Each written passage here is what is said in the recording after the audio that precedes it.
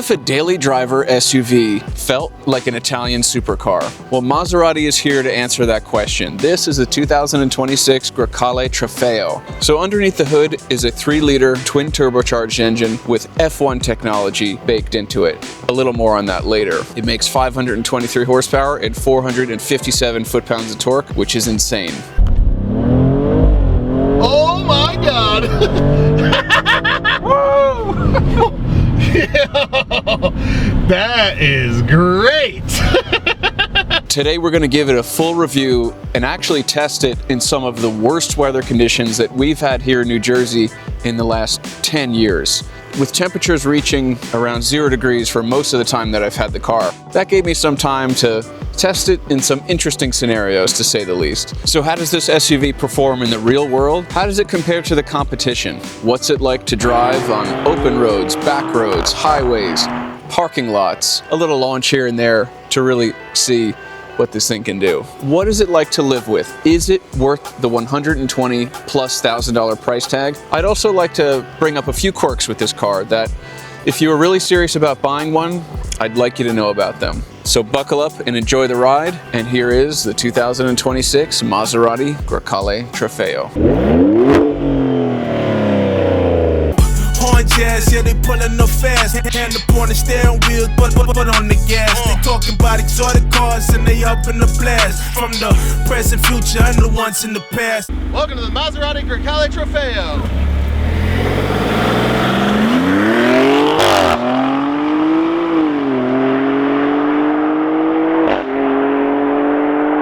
So if you saw the last video we did with the cheapest truck in America, this might be a little bit of a departure. We went from $300 truck to brand new $120,000+ performance luxury SUV. But that just goes to show you what kind of guy I am. I like everything with an engine, whether that is a tractor trailer, whether that is an old tractor, whether that is a classic car, a rusty project. If it's got 4 wheels or a sail or 2 wings or train tracks, I'm into it. So they reached out to us and they said, hey, would you like to take this for a spin for a few days? And I said, absolutely, that sounds like a great time. I'd be happy to share my thoughts. I'd be happy to share my opinions from a potential buyer perspective, from a potential lease perspective, even loan perspective, if you're gonna loan it for a day. Anytime I'm reviewing a vehicle, they're always my own thoughts. They're always my own opinions. That's the way I like to keep it. With that being said, let's get into it.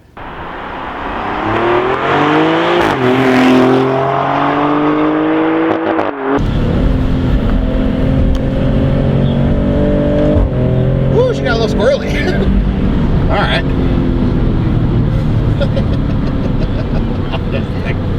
Dude, just for a second, let's imagine back 25 years or whatever to like the Toyota RAV4, one of the first like small SUVs, and now here we are in 2026 in a 523 horsepower Maserati SUV that drives like a big Delta Integrale and just is amazing. And like, it's luxurious, but it's also extremely like high performance and composed. Like, holy crap, dude. What an amazing thing this is.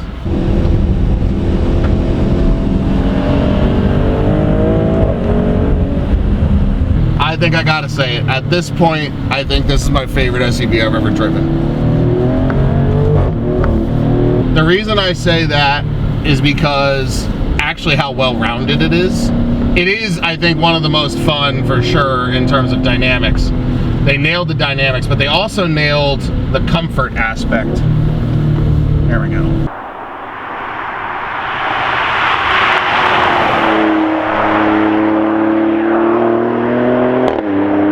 I would say, like, you know, I've driven the Macans and stuff like that. That was amazing when that came out.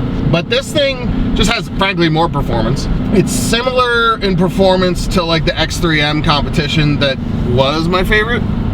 But I think this car just feels definitely a big step up in premium feel compared to the BMW. And it has the dynamics, but it also has the refinement that you just don't quite get at the same level in the Beamer. Whereas, you know, I could drive my grandmother around in this car and she wouldn't complain really. Maybe a little bit. There's always the sound There's, you know, they don't, frankly, like, they know you bought a Maserati and they don't let you forget that you bought a Maserati, but the car does chill in comfort mode. It properly relaxes. It doesn't egg you on. And I love that it has that, because so many high performance cars are always stiff or always rowdy or always energetic. But this thing has the ability to just relax. And then it has the ability to just, you know, be a friggin' Delta Integrale on back roads, which is absolutely crazy. The Jekyll and Hyde dichotomy there and the smoothness between them, that's what you pay for here. Jumps there, it kicks you in the back a little bit more in Corsa. You know, I was struggling with the price on this car, to be honest, but I don't know, man, like, the more I'm driving it, and that's why there really is no substitute for seat talk, it does feel worth what they're asking. Do I wish it was a little cheaper for other reasons? Yes, but I gotta be honest, I've driven like X6Ms and stuff. I like this better. It is a more fun, more complete feeling package and more emotional package, which makes sense because it's a Maserati. This is, look, how the hell is this SUV more emotional than a Ferrari 296? Come on now, guys. Like, what are we talking about here?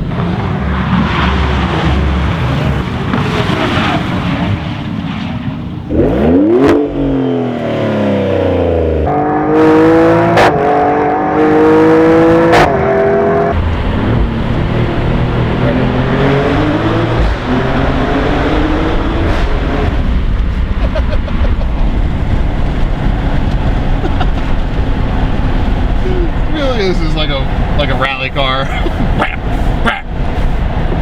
Just like firing it off, baby. We just rolled the windows down into the tunnel. You can definitely hear this thing from the outside.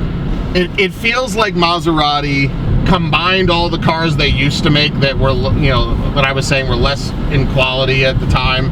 It feels like they took all of those cars and combined them into one car in the most appealing package they could, and they upped the quality, you know, probably like 2 levels up from where they were. And I think that's what gives us the Grecale. This engine, I know it's shared with the Alphas and some other things, but you know what, man, it's a pretty spectacular engine. I really can't fault it on anything. I mean, it sounds great, it has great power, it's very dramatic, it's turbocharged in the best way, you know. It does the job. And I know a lot of people complain about V6s and Maseratis, and, you know, I get it's less cylinders, but like 523 horsepower is no joke, and it does deliver the drama that you would want in a Maserati.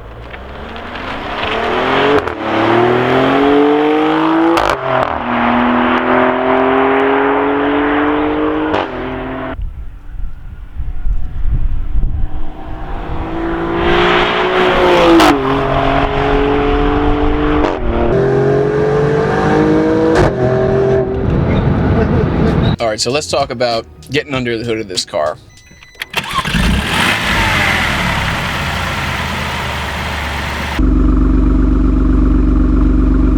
When Maserati dropped off this car, I heard it and felt it through my house before I even saw it. So this car has auto start stop, and the guy who dropped it off, he parked it outside and the car shut off and it fired back up, and I heard it throughout my whole house. And I'm thinking to myself, wow, it's here. So when you pop the hood of this car, you're actually greeted with the sound of high pressure fuel injectors, which if you know cars, you'll know that it's sort of a ticking sound. And some people find that concerning. It's not concerning, that's the way it's made. This car actually has both port and direct injection. What makes this engine special is it has this F1 derived pre-combustion chamber and dual spark plugs, so 2 spark plugs per cylinder, and also 11-to-1 compression. So you're combining increased air with those twin turbos, that pre-combustion chamber, and a ton of fuel on demand when you want it, right? That's what makes this engine really special. That's how they're able to get so much power out of just a 3-liter engine. It shares a lot of the architecture with the Alfa Romeo Quadrifoglio, which also shares its architecture with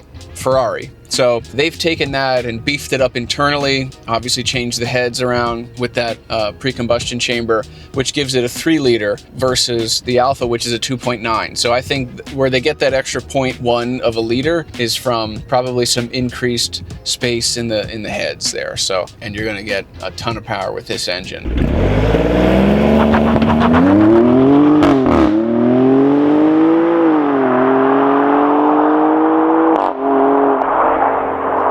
Something I want to say is, I think people need to stop getting so hung up on cylinder count. There are so many great cars throughout the years that have V6s, 4 cylinders, V8s, V10s, obviously V12s. But look historically, right? Maserati had the 3500 GT, phenomenal car. That's a straight 6. Ferrari had the Dino. That's a 6-cylinder. Jaguar with the XJ220. That's a 6-cylinder.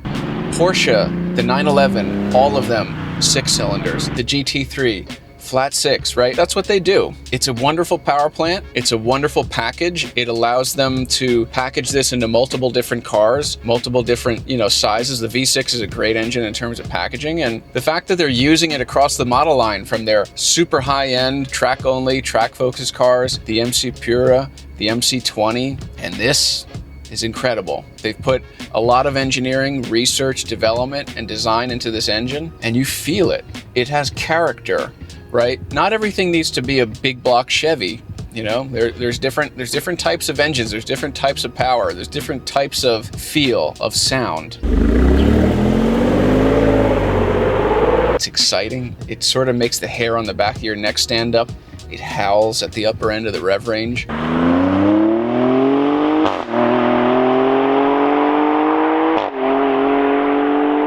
It's a fantastic power plant, and don't knock it for 6 cylinders. Drive one for yourself if you want to experience it.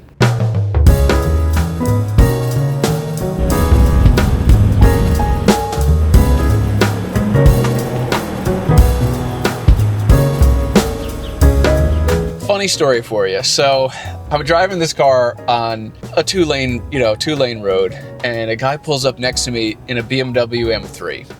And he said, roll your window down, roll your window down. So I rolled my window down and he says, oh my gosh, what a beautiful car. What year is it, blah, blah. I said, yeah, it's a brand new Grecale Trofeo, top of the line thing. And he's looking at it, he's looking at the badge, he's looking at the wheels, and he said, yeah, that's spectacular, but isn't the oil change like $1,000? And I just said instinctively, I don't worry about that. And I took off at the light. And it was just cracking me up because the reality is I don't own this car. I was loaned this car. So this car kind of puts you in that mindset of like, you don't even care what the price of things are. I just instinctively said, I don't worry about it. And he looked at me like I had 4 heads and he wondered, oh, what does this guy do for work or something? But I was cracking up, you know what I mean? I was just laughing. That's just kind of how you are with these cars, right? It kind of makes you want to splurge. This is the kind of car for people who don't look at the price tag, who aren't worried about depreciation, who aren't worried about resale, who aren't worried even necessarily about reliability. They want something unique. They want something that's the best. They want something that turns heads, that earns respect. I kind of noticed while I was driving this car that you kind of end up saying yes to buying things. It kind of puts you in that lifestyle and that mindset, for better or for worse. Just something to be prepared of, because when you're driving a Maserati, you're probably going to need a gold watch to go with it. So just be aware of that.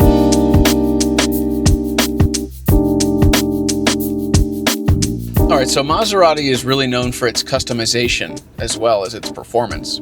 So if you go online, you're speccing out one of these cars, there's tons of color options and the prices can get a little crazy. This is a really, really beautiful paint. So it's unique. In the shade, you get to see these subtle lines that you don't necessarily notice initially. In the shade, this paint becomes sort of like a lacquer. It's so thick, it's so well polished. And then in the sun, it shows its true colors, pun intended. And you can get the vibrance of that blue. You start to see the metal flake and it really stands out, honestly. It's sort of like 2 paint colors in one. This car pops, it really does. I was kind of looking at pictures of this car and online and, on their website, and I was a little cold on the exterior. I wasn't quite sure how to make of it, but when you see it in person, I was talking to Nick, he really says these cars are sculptures. They need to be viewed in 3-dimensional space. And he's totally right about that. Because when you start to see this in the real world, you notice the subtle lines, the three-dimensionality of the bodywork, and you notice that there's more to this car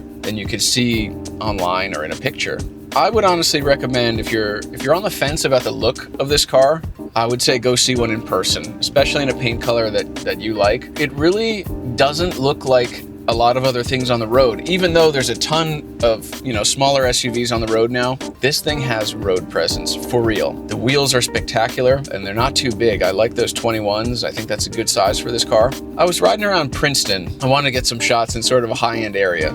I pull up outside of Hermes, and there's a guy in a Lamborghini Urus parked right out front. And lo and behold, there's a spot open. I pull up right in front of him, and I step back, and I look at both of these cars together, and I think to myself, hands down, I would take the Maserati over the Urus, just by looks. I mean, performance-wise, to me, this car's enough. The Urus is higher performing, but just looking at them, the Maserati still remains elegant. It's never boisterous, unlike the Lamborghini. I think the Lamborghini, this was in white, which is a pretty boring color if you ask me, and the Urus has sort of become a Me Too car, right? It's like, oh, here comes another influencer, here comes another, crypto trader. It's sort of a car for people who want to show off and don't know a lot about cars.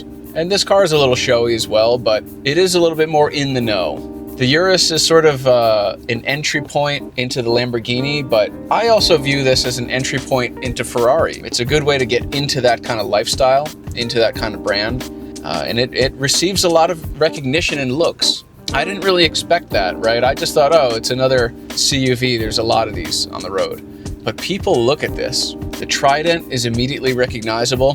People see the proportions of the wheels and the tires, and they see that badge, they see the name out back. It's not a car that necessarily turns heads, but it is one that earns looks.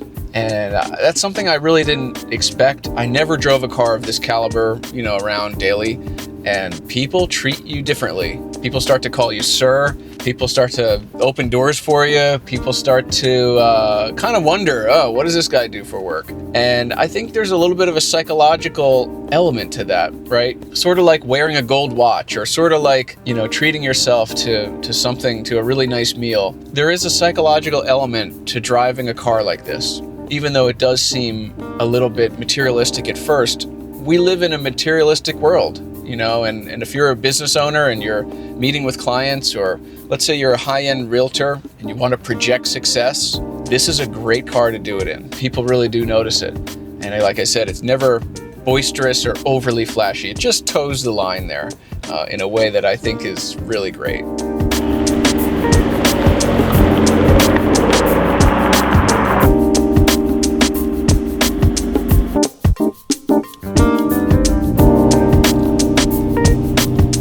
So Maserati is obviously, Italian car company based in Modena, Italy. That area is known for its opera, its music, its food, its architecture, and they brought that into this car with the blinkers, which is interesting. And some of the other notification sounds that you get, they sound musical. So let's just give it a listen. This is the Hazard.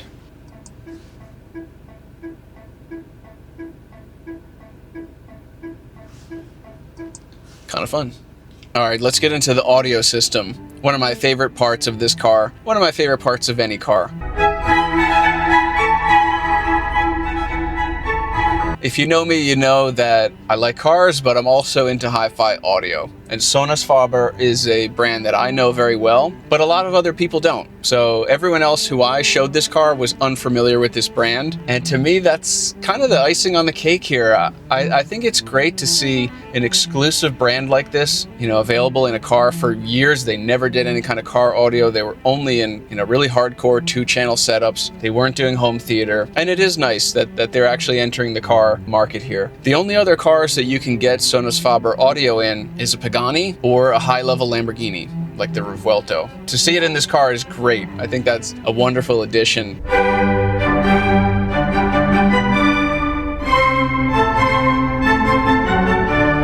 Sonus Faber is an Italian audio manufacturer. They're known for their really bespoke cabinets, and they have a sound signature that is known as the voice of Sonus Faber. They're known for a beautiful mid-range sound, wonderful string sound, vocal sound, and this car brings that out. Everybody who got in this car and played their favorite tracks loved it. Neck walker, automobile talker, breaking it down proper, even what they gon' cost you, yeah. It's not over the top in terms of bass, it's not over the top or piercing in terms of treble. I would say this is a very pleasing system.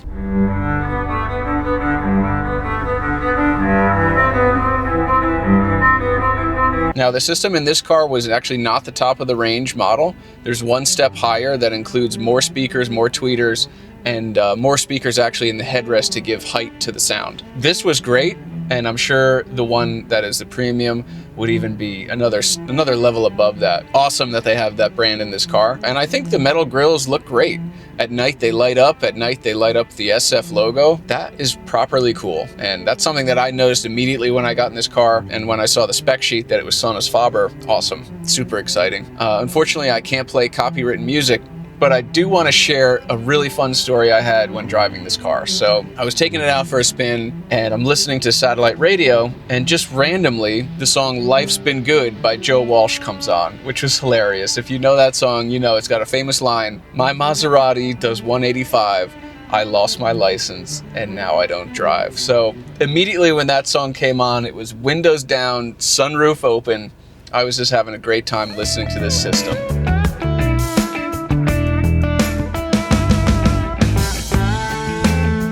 Alright, so right now we're in comfort mode, and I gotta be honest, I've been driving this car around most of the time when I'm not having fun. I go to comfort mode. And what I love about comfort mode in this car is you can literally feel the whole car just untension. It just relaxes. It's an easy car to just waft around in comfort mode. And yeah, it limits your power. You still have, it's like probably 300, 350 horsepower. You have enough to pass, you have enough to do whatever you need to do, but it's not excessive. But the whole car just relaxes, and it's a really easy car to drive around in comfort. And I was driving my wife around, it was great. It's genuinely relaxing in comfort. I mean, you still hear the exhaust a bit. It's still a firm ride in general. Like if you drive like luxury cars like a Lexus or something, it's not floaty, but it's relaxed, right? And then the second you put it in GT mode seems to be the mode for people that aren't going to change the modes. It's a little bit sporty and a little bit comfortable, all kind of the same. But for me, it always just felt, and my wife brought this up, like when I was driving her around, she immediately realized that the ride quality got a good bit harder. Like it just, you can feel the tension increase in GT mode, and then you feel it, you go back to comfort, and the car just relaxes. It's like tense, relax. And it's like, so I gotta be honest, I get it, like, you know, they want, you know, if people just get in, it's gotta drive like a Maserati. If you're not gonna touch the modes, GT mode is a mix, and we found it has like 400 or so horsepower. It's notably more power than comfort mode, but nowhere near as much as in sport mode or Corsa. It is kind of fun. You go through the modes, you floor it, and you see how it goes. You can really feel the difference, but you know, it just, you lose some of that relaxed ride quality. You gain a little bit of immediacy from the throttle and everything in the gearbox. But it doesn't have that comfort that you get in comfort mode. But it also doesn't have the sport and the aggression that you get in sport mode. So if I were to own this car, I would be in comfort mode, driving around, doing normal stuff most of the time. And then the times I'm going to actually go fast, I'm gonna be in sport mode or in Corsa mode, you know, depending on if I want ESC on or not or whatever. But really on the street, I'd be in sport mode. You know, you just get all of the driving you want in full power, you know, when you're in the proper sport modes. GT mode for me is kind of a no man's land. It's not that comfortable and it's not that sporty. It's just mediocre for people who just get in the car and don't think about it. But for me, it's pretty easy to just switch the mode between comfort and sport and Corsa. That's what I would do.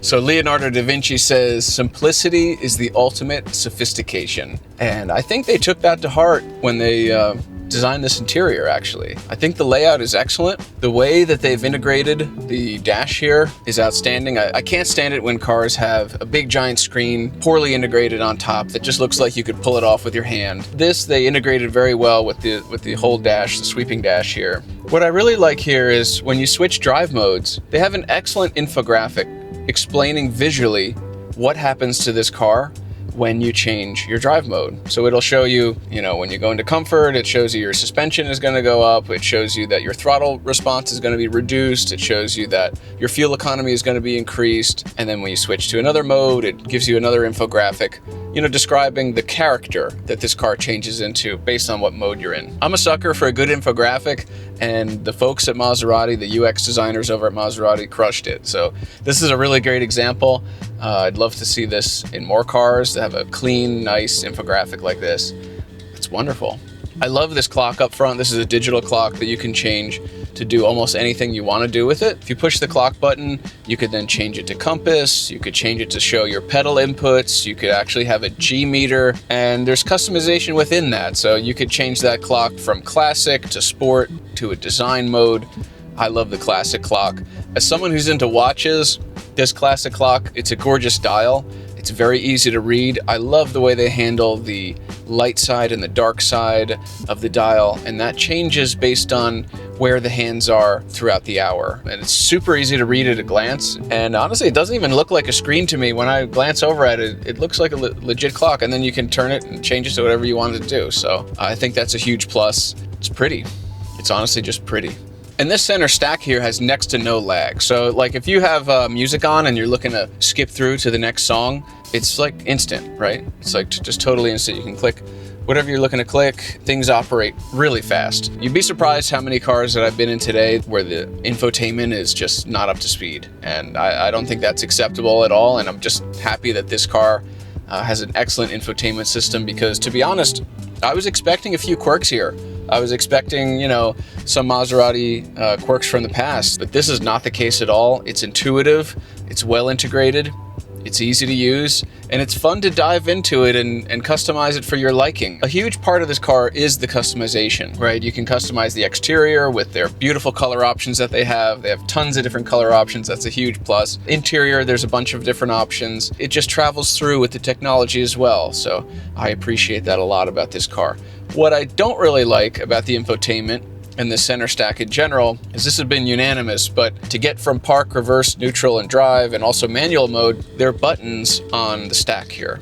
I just want to get in and know that my car is in drive or in park, and I don't want to think about it too much. So yeah, like I said, others that drove this were not so crazy about it, but I think over time I would get used to it. So not the end of the world. Most people's initial impression when they get in this car is, wow, I wasn't expecting the interior to be so high quality. Everywhere you touch, everywhere you put your hands, the steering wheel, the metal in the paddles, these accents, these carbon accents here, very, very nice. And that just goes to show that Maserati is continuing to push the boundaries of, their previous products, and generally please people who have a high level of scrutiny around the products that they're buying. I mean, if you're buying something for 120, it's got to feel like it, right? It can't just drive like it. It definitely drives like it. They all drive like expensive cars, but this really feels and looks like an expensive car inside. The doors here are electronic, but you can override them below with a little pull tab. This is something that I think is a nice touch. It's ergonomic, right? It's you grab the handle here and it's right there where your thumb is. So it is a premium feature. It feels premium to use. It feels effortless to use. So I would say that's a positive.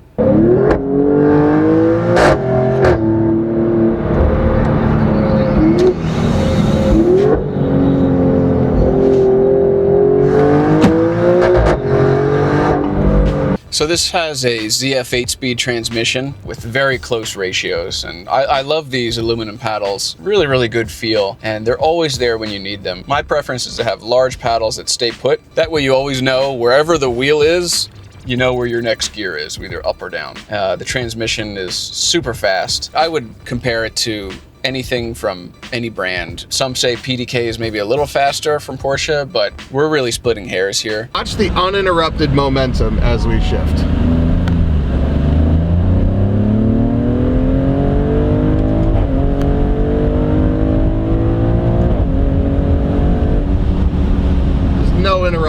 All right, so let's get some detail on those brakes. So they're 14.2 inches in the front and 13.8 in the rear. Could have braked harder too, actually. Really? That was smooth hard. I didn't jam it. No, yeah, that looked really, really nice. Yeah. And so when you have this kind of power up front, half the battle is stopping it. So these brakes, to me, they've been incredible. I never had any issue stopping it. The car doesn't have some of the issues that maybe others have with some of the carbon ceramics, where carbon ceramics can be loud, they can be squeaky. Maserati knows their customer that they're not necessarily tracking this car. They want the braking performance, but they also want to live with the car on a daily basis. And when you have carbon ceramics, they're loud, they're squeaky, they need to heat up to work properly, but also they're also very expensive to replace carbon ceramics. These, not to say they're going to be inexpensive, but a little bit less. And the red brake calipers on this model look great. I wouldn't necessarily spec red brake calipers. I wouldn't think to do that, but with this spec, with the blue, awesome. Really good choice.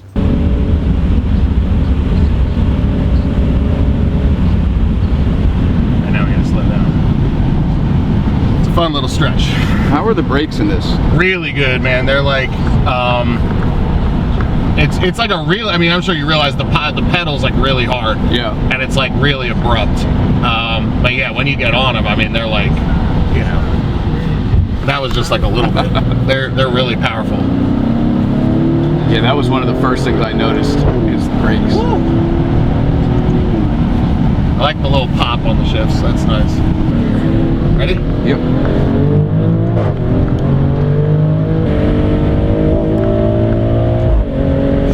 It's like a rally car. Oh my god. It was such close ratios. It's just you're constantly shifting. Oh my god, it's so much fun on back roads.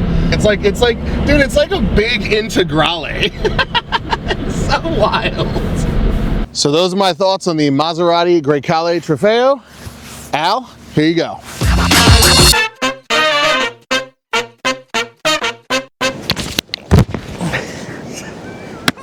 Take one, baby. Cannot believe I actually caught that ball. We did that with a flat football too. The flat ass Wilson. This is truly nuts. Oh my goodness. This thing has the turning circle of a semi.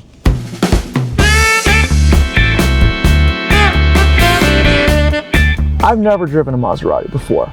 I've been familiar with the brand for many years, ever since I found out that they were making their return to the US in around 2002 with the Maserati Coupe and Maserati Convertible, which were running the Ferrari V8s with the Cambio Corsa or the manual gearboxes, and they've pretty much stuck around since. They've been back in the US now for well over 20 years, and this is their first ever compact SUV. Again, this is the first time I've ever driven one of their products, and so far I've been really impressed with it. I've actually really liked it. It's been quite a lot of fun. This thing accelerates like a bat out of hell. To be brutally honest, I've never driven anything that's in this form factor of a compact crossover SUV that goes like this. All in all, when you don't want to drive like your hair is on fire, this thing turns into, we've had it in every mode. We've had it in GT, comfort. We've had it in off-road because we were driving on Freedom Park's snow earlier today. And this Trofeo has handled almost everything I've thrown at it with a shocking amount of aplomb. It's been very competent. When you're not driving like a crazy person, this car completely calms down. It just turns into this cocoon.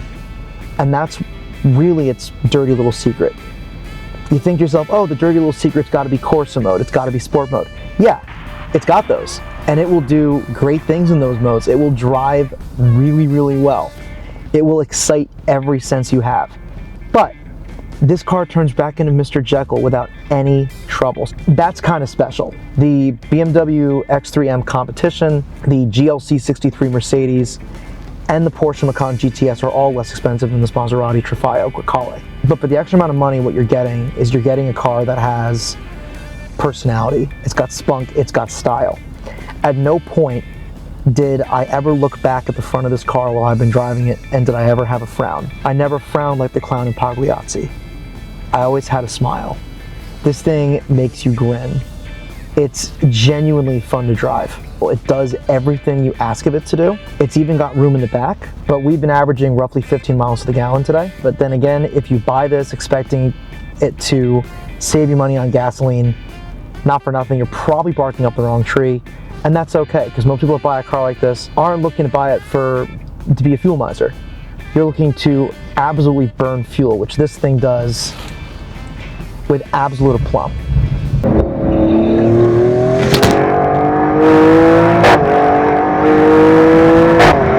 But Maserati's biggest piece of history, and I think this is really what we want to throw in the video, by the way, is their connection with a Formula One driver by the name of Juan Miguel Fangio.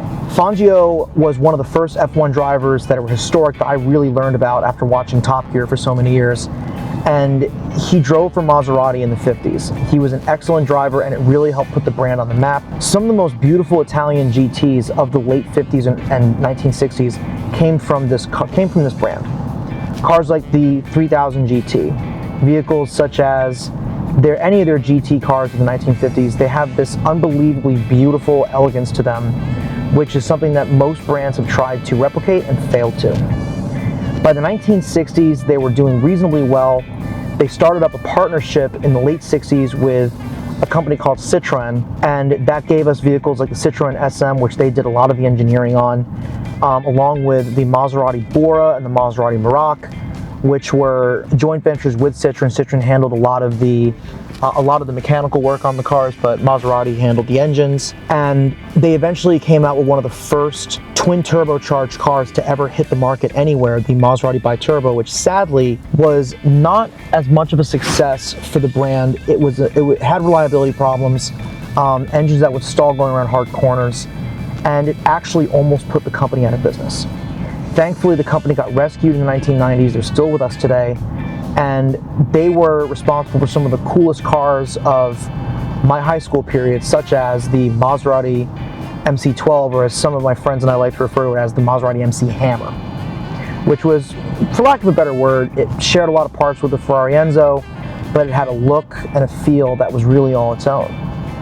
Big V12, absolute monster of a supercar that would really embarrass a lot of cars that were in a similar sort of bracket.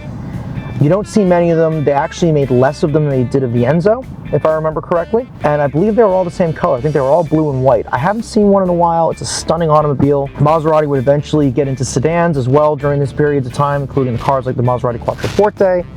And then by the early 2010s, they came out with the Maserati Ghibli, which was their first ever mid-size sedan. They had two sedans at once, never did that before, along with coming out with the Levante SUV during the late 2010s, and then eventually the Grecale, which is what we're in today. This company has a heck of a rich history. They've made some of the most beautiful cars in history. They really have. They're responsible for it, and they really do seem to have this ability to continually rise from the dead. They're a little bit like Lazarus.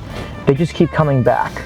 They're a little bit like, I don't know, they're kind of like, in some ways, they're a little bit like my favorite football team, the New York Giants. They're the same color, which I think is quite cool. In fact, they actually have the same colors. They're blue and white and red. Same color as my favorite team. And for whatever reason, the Giants have come through eras where they've not been a good team, and then out of nowhere, they just win the whole thing. They just win the darn Super Bowl. And yet, Maserati's done similar stuff.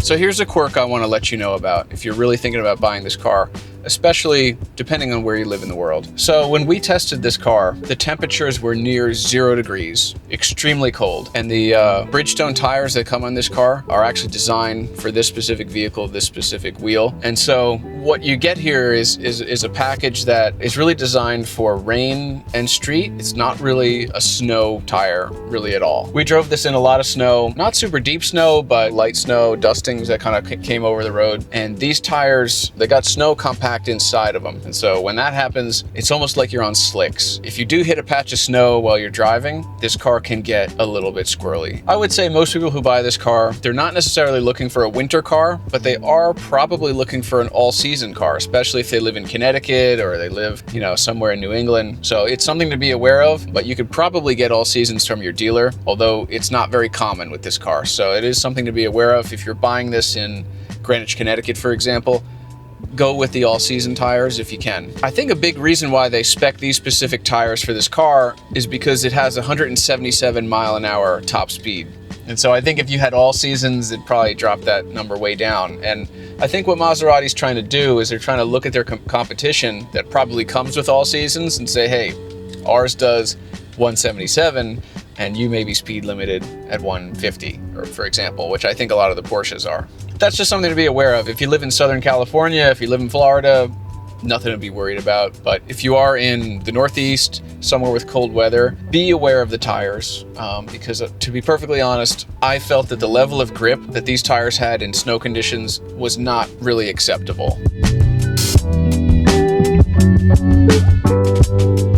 The big quirk of this car is that it's just shy of 6,000 GVWR, which could allow business owners to potentially write it off as a business expense. It's right under the tax level, right? You need to be 6K. It's right under. It's like that for many buyers is going to be a big problem. Part 179 in the United States says that if you have a vehicle that's over 6,000 pounds that you use for business use as a business owner, you can write that off. And that's what a lot of people are doing now with G-Wagons, with Porsche Cayennes, with even like something like a Rolls-Royce Phantom or Rolls-Royce Ghost or Range Rovers. Those are all above that threshold. And I wouldn't really mention this because I thought this was going to be a little lighter, but it's not. If you're a business owner, that may be a real sticking point. If you're a W-2 employee, let's say you're a doctor or something, working at a hospital, that's not really going to affect you, right? You're not getting a tax advantage from any of these vehicles. If you are a business owner, which a lot of people who buy exotic cars are, you're going to be looking at write-offs. And so if it wasn't so close, I wouldn't be thinking about it. If this car was, a lot lighter, I would be like, okay, this is a more niche, specialized unit, but it's really close. My opinion is I think they would sell a lot more of these if they could get to that write-off amount. And that would be my number one advice for Maserati, is just add a couple little things like some bracing underneath. I'm not a car designer, but just give us a little more weight here and you'd be able to write this thing off.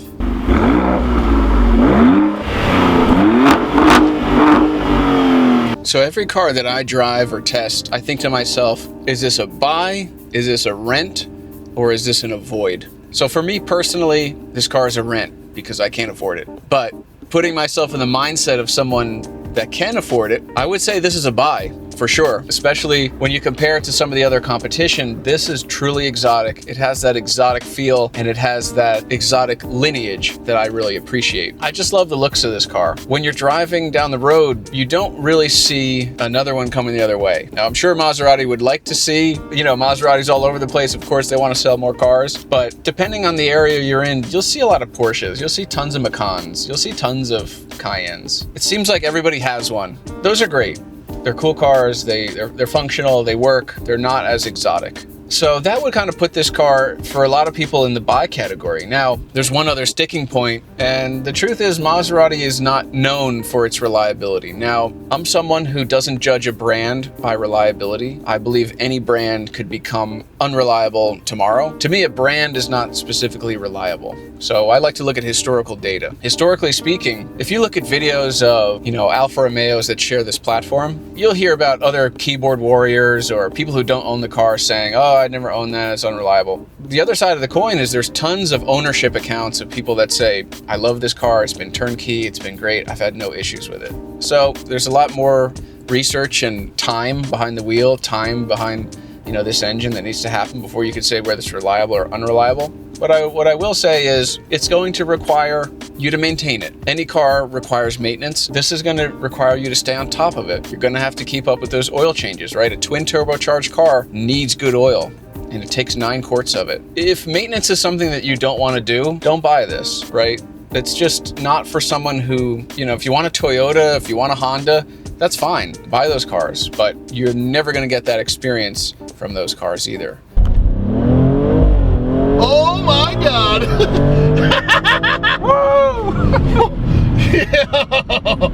That is great!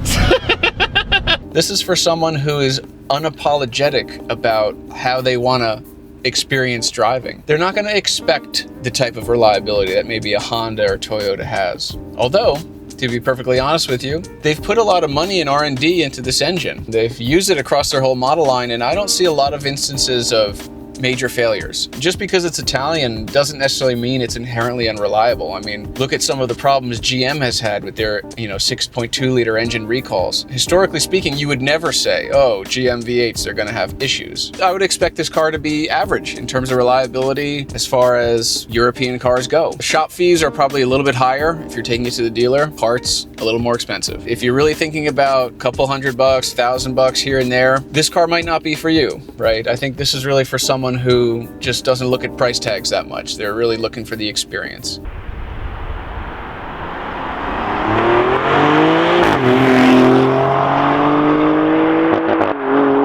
If you're a price shopper that way, probably not the right car for you. And that's fine. That's perfectly fine.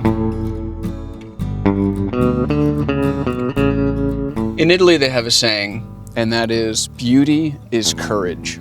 And that's exactly how I would sum up the Grecale Trofeo. In order to get a feel for it, you need to go beyond just looking at it online, or you can't just watch a YouTube video. You need to get out and drive it. You need to experience it. And that's exactly what we did. Now, did this car live up to the hype? Did they create an SUV with supercar feel? The truth is, great art never asks for permission, and neither does this Maserati. Thanks for watching. Subscribe.